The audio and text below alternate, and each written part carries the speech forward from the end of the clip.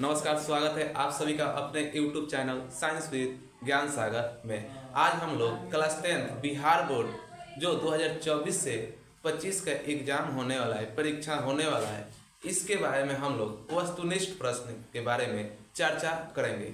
आज हम लोग 20 वस्तुनिष्ठ प्रश्न देखेंगे, जिसमें हम लोग ज़्यादा से ज़्यादा कोशिश करेंगे कि वैसा प्रश्न लेकर आए जो बिहार बोर्ड में डायरेक्ट एग्जाम में पूछता है। चलिए हम लोग क्वेश्चन को देखते हैं। देखिए, कह रहा है कि इंसुलिन की कमी से कौन सा रोग होता है। देखिए, जो बिहार बोर्ड है ये हमेशा इस क्वेश्चन को पूछते रहता है कि जो इंसुलिन होता है इसके कमी से मानव की शरीर में कौन सा रोग होता है।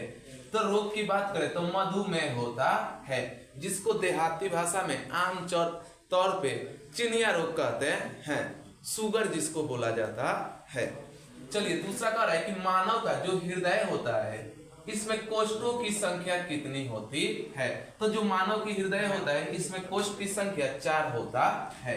देखिए,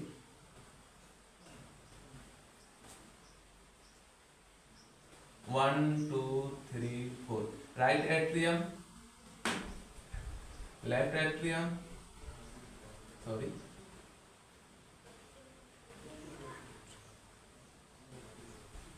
राइट वेंट्रिकल्स, लेफ्ट वेंट्रिकल्स। इसमें अगर चेंबर की बात करें तो 4 चेंबर होता है।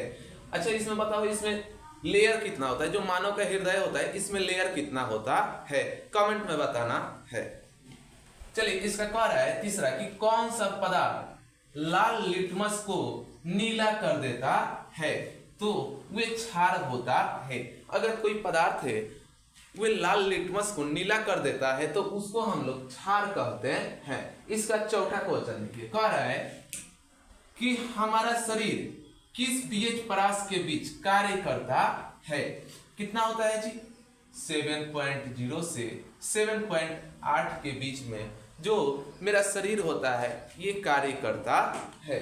इसके बाद 5 और देखिए क्वेश्चन, कह रहा है कि वायुमंडल में प्रकाश का कौन सा रंग अधिक प्रकीर्णन करता है।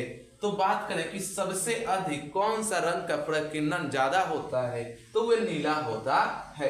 चलिए आइए छठा नंबर क्वेश्चन देखते हैं। अब देखेंगे छठा क्वेश्चन। देखिए, छठा क्वेश्चन कह रहा है कि फूल का कौन सा भाग फल में बदलता है।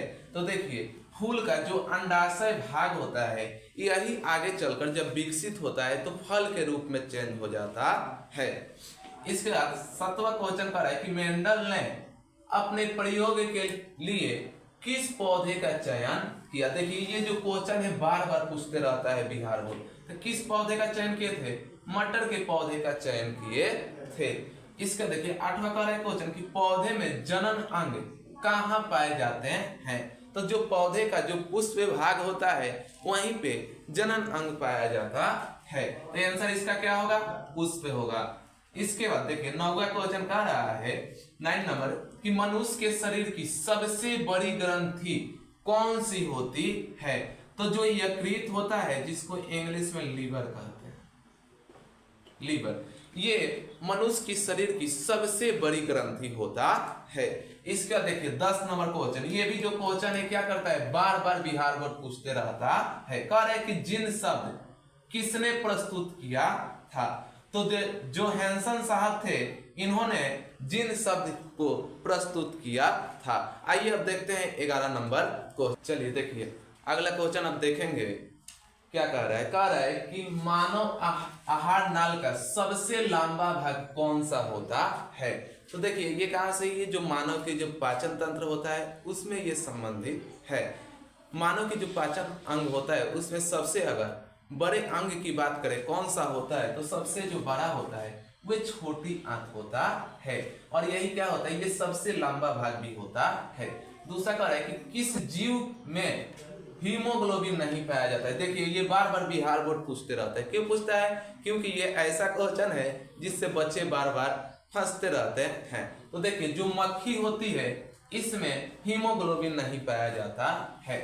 देखिए आगे देखिए, कह रहा है कि हीमोग्लोबिन की कमी से कौन सा रोग होता है।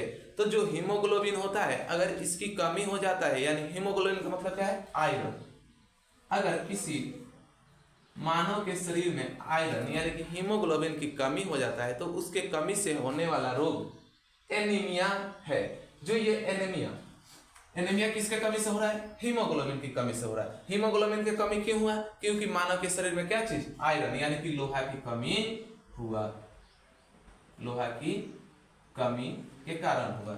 चलिए आगे देखिए, आगे है कि मनुष्य के लाल रक्त कणिकाएं का जीवन अवधि होता है।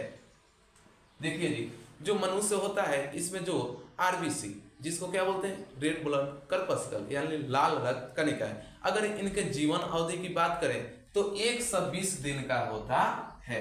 120 दिन, 120 दिन का मतलब क्या हुआ कि 4 महीना। इसके बाद कह रहा है कि जीवों की उत्पत्ति के पहले पृथ्वी पर कौन सा गैस नहीं था या कौन सा गैस की कमी था? तो अगर बात करें कि जीवों की उत्पत्ति, तो जीवों की उत्पत्ति से पहले हमारे पृथ्वी पर ऑक्सीजन गैस की कमी था। इसी ऑक्सीजन गैस की कमी के कारण आप लोगों को पढ़ने को मिलता होगा कि जो मेरा पृथ्वी का क्या था, आगे का गोला था, उसका जैसे जैसे हमारे पृथ्वी पर ऑक्सीजन की उत्पत्ति दिखने को मिला तो ऑक्सीजन क्या होता है? ठंडा गैस होता है, जिसके कारण मेरा पृथ्वी धीरे धीरे ठंडा होने लगा। चलिए आगे फिर देखते हैं। हाँ चलिए देखिए आगे क्या कर रहा है? कह रहा है कि मानव मूत्र में यूरिया की प्रतिशत मात्रा कितनी होती है? तो बात करें कि जो मानव, चलिए अब देखेंगे आगे कह रहे हैं कि मानव मूत्र में यूरिया की प्रतिशत मात्रा कितनी होती है। तो मानव के मूत्र की बात करें कि उसमें यूरिया प्रतिशत क्या होता है, तो उसमें 2% यूरिया पाया जाता है। आगे देखिए, कह रहे हैं कि दही में कौन सा अम्ल पाया जाता है? कौन सा अम्ल पाया जाता है? तो बात करें दही में कौन सा अम्ल पाया जाता है, तो इसमें लैक्टिक अम्ल पाया जाता है। इसका देखिए 28 नंबर क्वेश्चन है कि वायुमंडल में नाइट्रोजन की मात्रा कितना प्रतिशत होता है? देखिए ये क्वेश्चन बार बार पूछते रहते हैं। तो बात करें हमारे वायुमंडल में नाइट्रोजन कितना प्रतिशत होता है, तो 78% नाइट्रोजन होता है।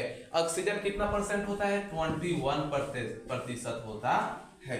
तो आंसर क्या होगा? 78%। इसका उत्तर है कि शरीर में भोजन का पचना किस प्रकार की अभिक्रिया है? तो जो मानव की शरीर होता है इसमें जो भोजन का पाचन होता है यह एक प्रकार की उपचयन अभिक्रिया होता है। तो आंसर क्या होगा? उपचयन। इसका कह रहा है 20 नंबर क्वेश्चन कि एक वयस्क मनुष्य में कितने दांत होते हैं? तो बात करें कि वयस्क जो मनुष्य होता है उसमें दांत की कितनी संख्या होता है, तो दांतों की संख्या 32 होता है। चलिए मिलते हैं इसके बाद नेक्स्ट लेक्चर में। Thank you.